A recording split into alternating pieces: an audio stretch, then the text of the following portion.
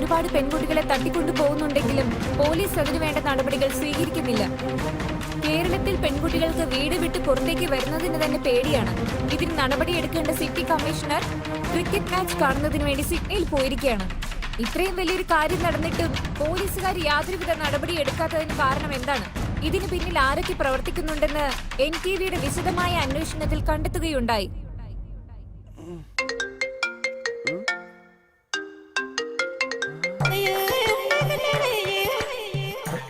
Darling, നിന്റെ ഫോണിന് വേണ്ടി ഞാൻ വെയിറ്റ് ചെയ്തോണ്ടിരുന്നേ. ഇപ്പൊ എനിക്ക് നിന്റെ മനസ്സ് മനസ്സിലായി ഡാർലിംഗ്. മനസ്സിലായി. എനിക്ക് നിന്നെ കാണാൻ തോന്നുന്നുണ്ട്. ശരി, എന്റെ വണ്ടി ഞാൻ അങ്ങോട്ട് വിടാം. നീ അതിൽ കയറി ഇങ്ങോട്ട് വാ. അതുകൊണ്ടല്ലേ നമുക്ക് പ്രശ്നം ഉണ്ടായത്. അവിടെയുള്ള ആണുങ്ങളെ ഒന്നും എനിക്ക് ഇഷ്ടമേ അല്ല. എന്റെ മനസ്സ് മുഴുവൻ നീ മാത്രമേ ഉള്ളൂ. അതല്ല ഡാർലിംഗ്, അപ്പൊ ഞാൻ ഡാർലിംഗ്, നീ വരികയാണെങ്കിൽ ഇങ്ങോട്ട് വാ. ഇല്ലെങ്കിൽ നമ്മുടെ രണ്ടുപേരുടെ ലാസ്റ്റ് കോളായിരിക്കും ഇത്. ഓ ഇല്ല, ഞാൻ കഴുകിട്ട് വരാം ഡാർലിംഗ്. ഇങ്ങനെ പറഞ്ഞാലേ അവൻ വരുള്ളൂ സാർ.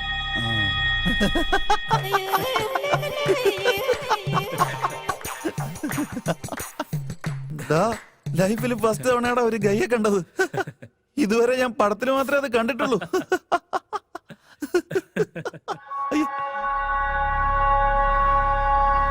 അവൻ വന്നു, വാ വിളിച്ചേക്കാം.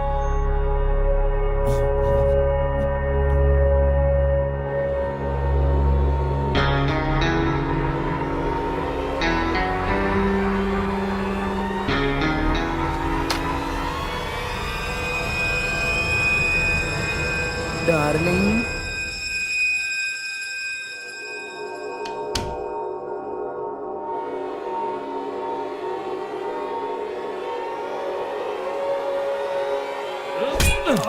Sorry darling.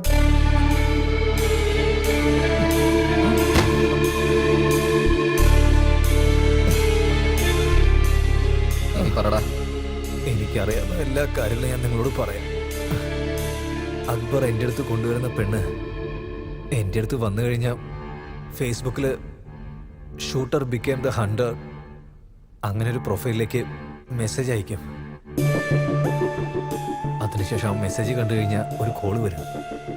അതിനുശേഷം ഒരു പ്ലേസ് ഡിസൈഡ് ചെയ്ത് കഴിഞ്ഞാൽ ആ പെണ്ണിനെ അങ്ങോട്ട് കൂട്ടിക്കൊണ്ടു പോകും.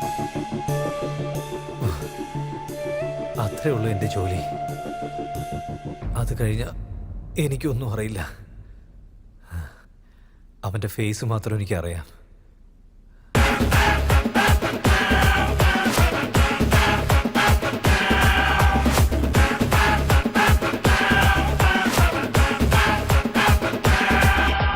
നാടിൻ്റെ സ്വന്തം കള്ളന്നി, നാടിൻ്റെ സ്വന്തം കള്ളന്നി, നാടിൻ്റെ സ്വന്തം കള്ളന്നി, നാടിൻ്റെ സ്വന്തം കള്ളന്നി.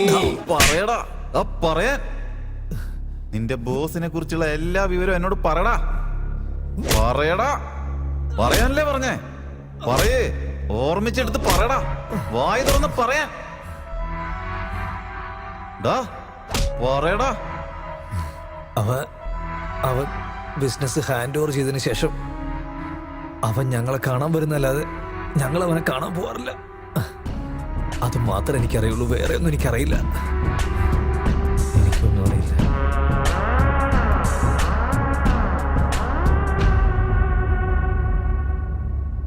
സത്യമായിട്ട് അവനൊന്നും അറിയില്ലെന്നാ എനിക്ക് തോന്നുന്നത്. ഇനിയും അവനെ അടിച്ചാലുണ്ടല്ലോ മരിച്ചു പോവാൻ. കേരളത്തിൽ പെൺകുട്ടികളുടെ തട്ടിക്കൊണ്ടുപോകലിനെ തുടർന്ന് NTV നടത്തിയ സ്ട്രിംഗ് ഓപ്പറേഷൻ വലിയ തരംഗമാണ് സൃഷ്ടിച്ചിരിക്കുന്നത്. ഇതുപോലുള്ള കേസുകൾ കണ്ടുപിടിക്കുന്ന സ്പെഷ്യലിസ്റ്റായ പൃഥ്വിയെ സ്പെഷ്യൽ ഓഫീസറായി നിയമിക്കാൻ അധികൃതർ തീരുമാനമെടുത്തിട്ടുണ്ട്.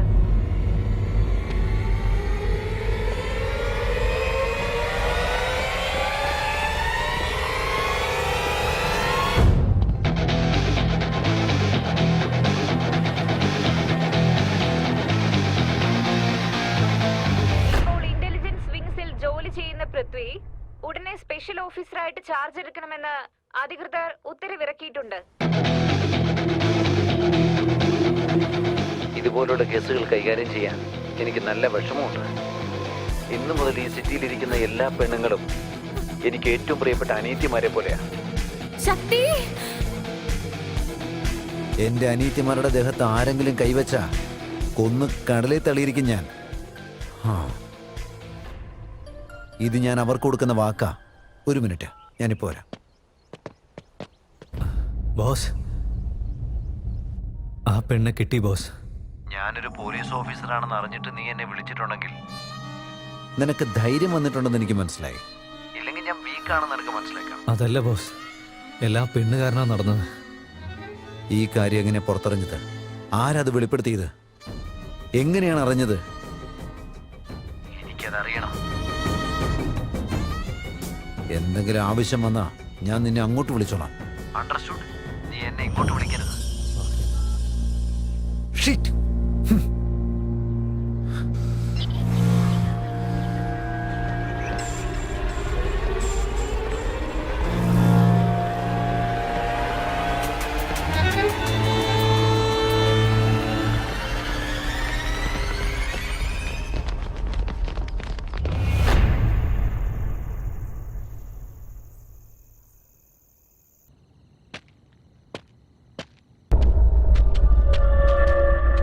നാടിന്റെ സ്വന്തം കള്ളൻ നീ, നാടിന്റെ സ്വന്തം കള്ളൻ നീ, നാടിന്റെ സ്വന്തം കള്ളൻ നീ, നാടിന്റെ സ്വന്തം കള്ളൻ നീ.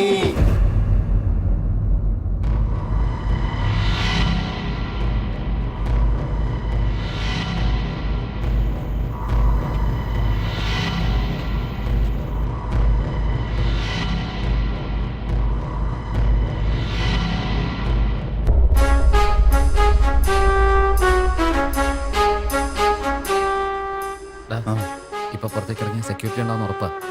നമ്മൾ ഇറങ്ങാൻ നോക്കിയാൽ നമ്മളെന്തായാലും പെടുന്ന ഉറപ്പാ.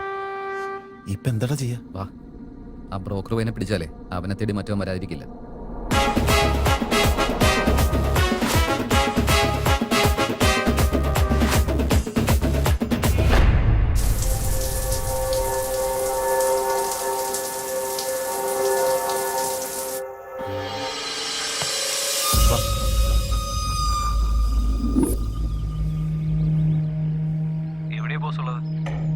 ഇപ്പോ നീ ഉള്ളിടത്ത് തന്നെയാ ഞാനും ഉള്ളത്.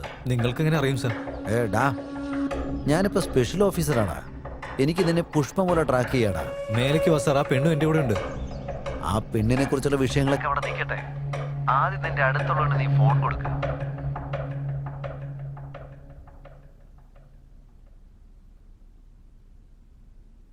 ഹലോ, ഞാനൊരു പോലീസ് ഓഫീസറാ. എന്നെ നീ ട്രാപ്പ് ചെയ്യാന്ന് വിചാരിച്ചോ? ഒരു മിനിറ്റ്, ഒരേ ഒരു minute. Mike 1 calling. This is my control calling. Kidnap ചെയ്ത ആളെ കിട്ടിയിട്ടുണ്ട്.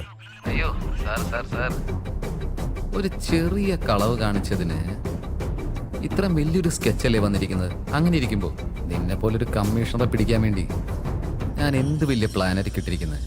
സാർ ഇതിനൊന്ന് ആലോചിക്കും സാർ. ഒരു 5 മിനിറ്റുള്ളിൽ ഞാൻ അങ്ങോട്ട് തിരിച്ചു വിളിക്കാം. I will call you back. ഈ എല്ലാ ക്രൈമിന്റെ സാക്ഷിയായ കോൺസ്റ്റബിള് ഇന്നലെ രാത്രി മുതൽ കാണാതെ പോയി. അവൻ എന്താ സംഭവിച്ചതെന്ന് തനിക്ക് വല്ല ഐഡിയ ഉണ്ടോ?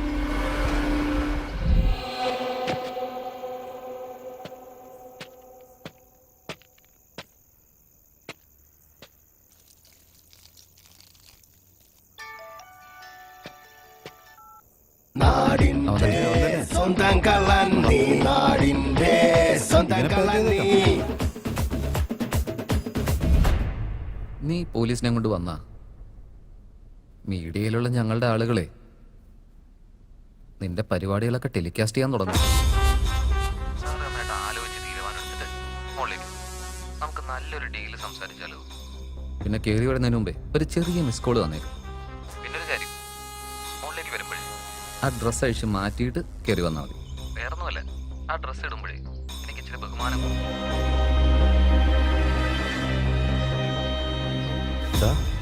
അവൻ ശരിക്കുള്ള പോലീസിനെ വിളിച്ചാൽ നീ എന്ത് ചെയ്യും? ഒരു 5 മിനിറ്റുള്ളിൽ ഞാൻ അങ്ങോട്ട് വിളിക്കാം. വിളിക്കാൻ പ്ലാൻ ഉണ്ടായിരുന്നെങ്കിൽ ആദ്യമേ കൂട്ടിയിട്ട് വന്നേനെ. ഇവന്റെ കാര്യം പുറത്തറിഞ്ഞ ആളുകൾ അവനെ ചെരിപ്പൂരി അടിക്കുന്നുള്ള കാര്യം അവന് തന്നെ അറിയാം. അവൻ ഇങ്ങോട്ട് എന്തിനായിരിക്കും വന്നിരിക്കുക? ഈ കാര്യം എങ്ങനെ പുറത്തറിഞ്ഞത്? ആരാടാ പുറത്തു പറഞ്ഞത്? എങ്ങനെ അറിഞ്ഞത്? ഈ കാര്യം ഇപ്പം നമ്മൾക്ക് മാത്രമല്ലാതെ വേറെ ആർക്കൊക്കെ അറിയാമെന്നറിയാൻ വേണ്ടി അവൻ വരുന്നത്. ഇപ്പൊ അവനോട് എന്താ പറയാൻ പോകുന്നത്?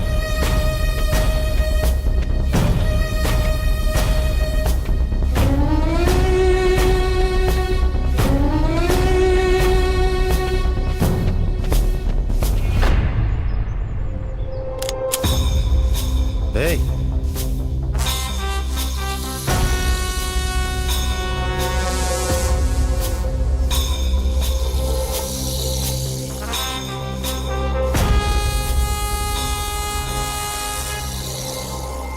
എനിക്ക് ഈ സാക്ഷിയെ തന്നേക്ക്. നിനക്ക് എത്ര വേണമെങ്കിലും പണം ഞാൻ തരാം. അവൻ വന്ന് ഞാൻ സംസാരം തുടങ്ങിക്കഴിഞ്ഞാൽ ഒരമണിക്കൂറിനകത്ത് അവനെ തട്ടിക്കളയും. അതിന് പകരം ഈ പെണ്ണിനെ എനിക്ക് തന്നേക്ക്, നിനക്ക് എത്ര പണം വേണമെങ്കിലും തരാം എന്ന് പറഞ്ഞാണ് അവൻ തുടങ്ങുന്നതെങ്കിൽ ഒറ്റ നിമിഷത്തിൽ കൊന്നുകളയും.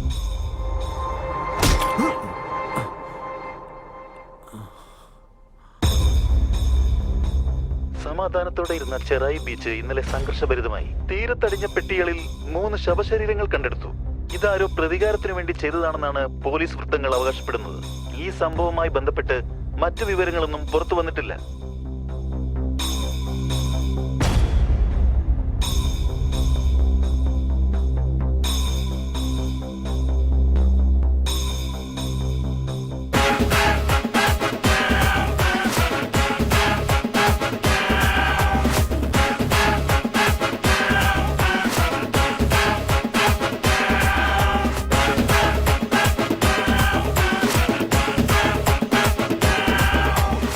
ഹലോ CS, ആ ഗ്യാങ് മുഴുവനും പിടിച്ചിട്ടുണ്ട്.